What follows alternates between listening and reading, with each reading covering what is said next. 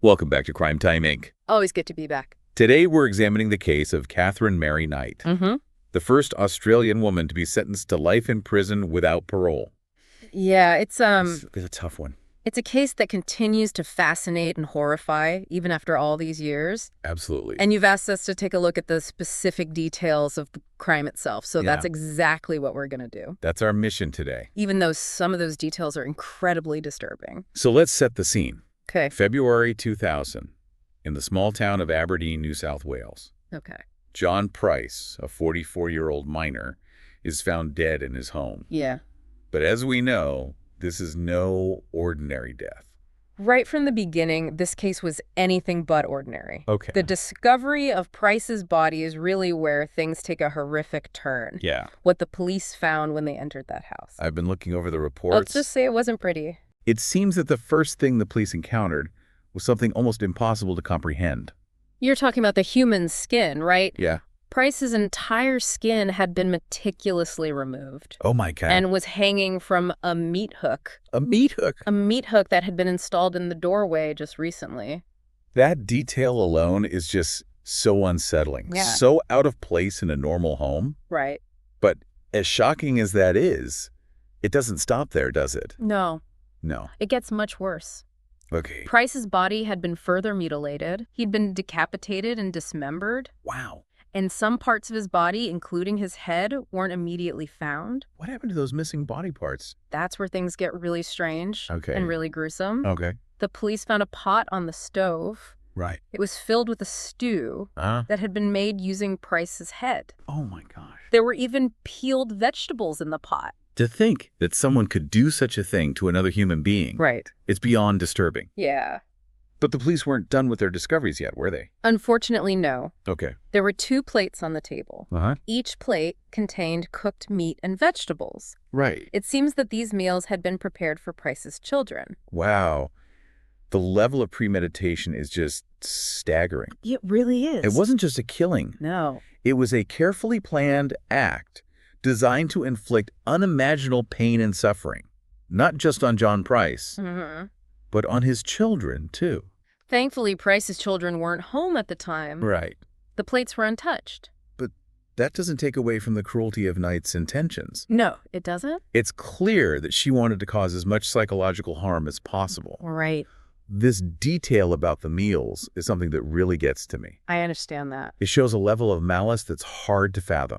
What could possibly drive someone to such extremes? That's a question a lot of people have asked. Right. And it's one we'll explore further as we delve deeper into this case. Okay. But for now, let's get back to the crime scene itself. Okay. There's one more detail that's worth mentioning. Okay. What else did the police find? We know that Knight was an experienced worker at an abattoir. Right. She worked there for years. Uh-huh. And everyone knew she was skilled with knives. Okay. She even had a fascination with them. Really? She kept her own set of butcher knives right above her bed. That detail is so eerie. It is. Given her occupation, it seems likely that she used her knowledge of butchery in the commission of this crime. I think that's a safe assumption. It would explain the precision with which Price's body was dismembered. Right. And the fact that his skin was removed so expertly. So we have this incredibly gruesome crime scene. Yes. But what about Knight? Right. Where was she when the police arrived? When the police arrived, they found Knight unconscious in one of the bedrooms. She had apparently overdosed on pills in what looked like a suicide attempt. So it seems she planned to end her own life after the murder. It seems that way. That level of planning is just unbelievable. It's important to note that Knight's overdose wasn't fatal. Okay. She was taken to the hospital and eventually recovered. What about the autopsy on John Price? Okay. What did that reveal? The autopsy showed that Price had been stabbed at least 37 times. Wow. Many of those wounds were fatal. He didn't stand a chance. No, it didn't. It was a brutal, frenzied attack. Absolutely. This wasn't just a heat-of-the-moment kind of thing. Yeah. The sheer number of stab wounds points to something much darker, wouldn't you say? Absolutely. Yeah. It suggests a level of rage and determination that's truly disturbing. Okay, so we've laid out the basic facts of this terrible crime. We have. But what about Katherine Knight herself? Right. What kind of person could commit such a horrific act? That's what we'll examine next. Okay. The background of Katherine Knight, her life story. Okay. and the events that might have led up to this unbelievable act of violence. I'm ready to unpack that. This case is already heavy stuff, even for Crimetime Inc. Yeah, it is. But let's get into it. Okay. What stands out to me in this case is that Katherine Knight's life seems to have been marked by violence from a very early age. Yeah. Almost as if it was a recurring theme throughout her life. You're referring to her childhood. I know we have some information on that. We do. And from what I understand, it wasn't exactly a happy one. Happy would be a gross understatement. Right. Her parents' relationship was incredibly volatile. Uh-huh. Her father, Ken Knight, was an alcoholic. Right.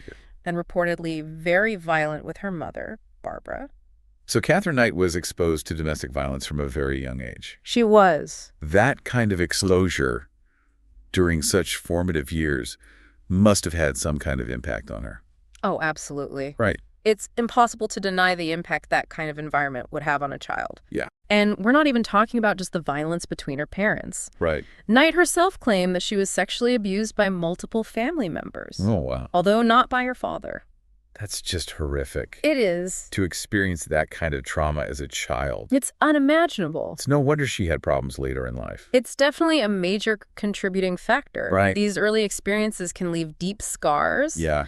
And lead to serious problems down the road. So we have this incredibly traumatic childhood. Right. How did that manifest itself as Knight got older? Well, there are reports of her being a bully at school. Really? She was known to be aggressive.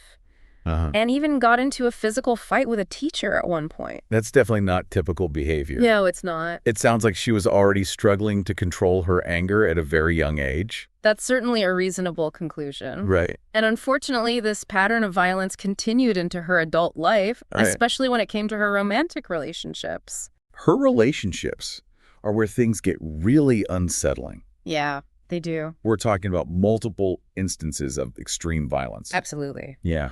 Each one of her serious relationships seems to have been plagued by abuse and aggression, Wow. often directed at her partners. Let's look at her first marriage to David Kellett. Okay, That one stands out as being particularly volatile. that's putting it mildly. Okay. On their wedding night, Knight tried to strangle Kellett. On their wedding night. On their wedding night. What could have possibly provoked such an extreme reaction? It's almost unbelievable. Yeah. But she later claimed she attacked him because he fell asleep after they'd only had sex 3 times. Wow. It sounds like she had a very distorted view of what a healthy relationship should look like. It certainly does. Yeah. It's certainly suggestive of some deep-seated psychological issues. Right. And the violence in their marriage didn't end there.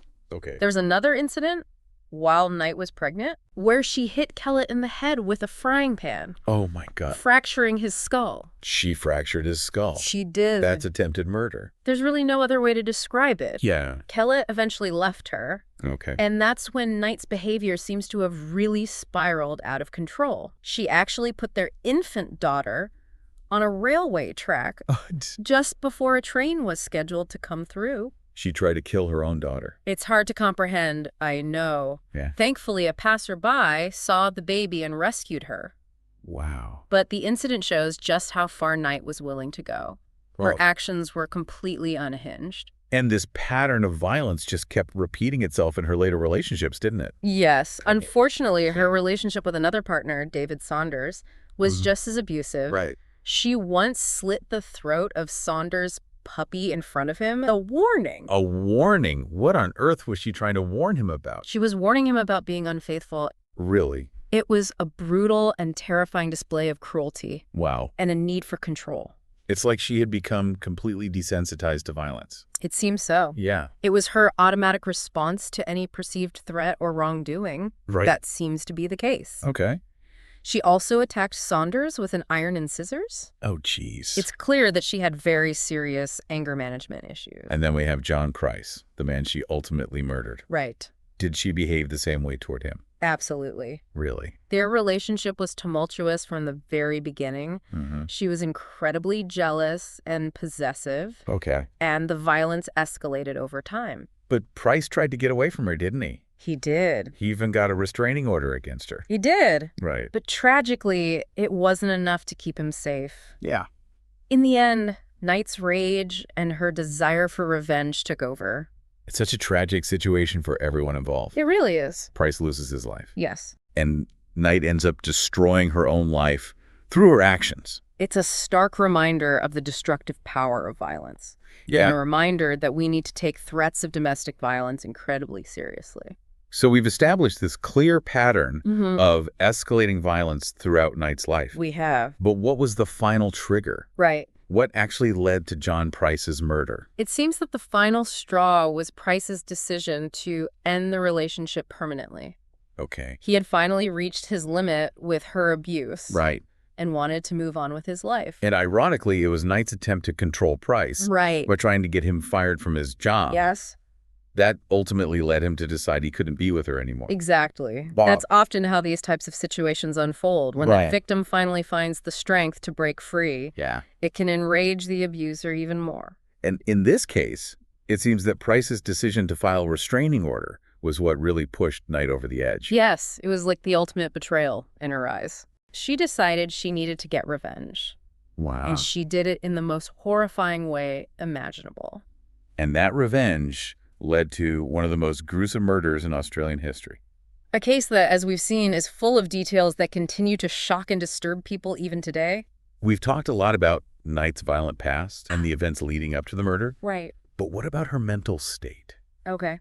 Do we have any insights into that? Was she insane? That was a key question during her trial. I bet. The psychiatrists who examined Knight had different opinions about her mental health. So there was no clear consensus on whether she was legally insane at the time of the murder? Not exactly. Okay. Some of the experts believe that she had borderline personality disorder, which is characterized by unstable moods, impulsive behavior, and difficulty regulating emotions. But would that diagnosis have been enough to excuse her actions?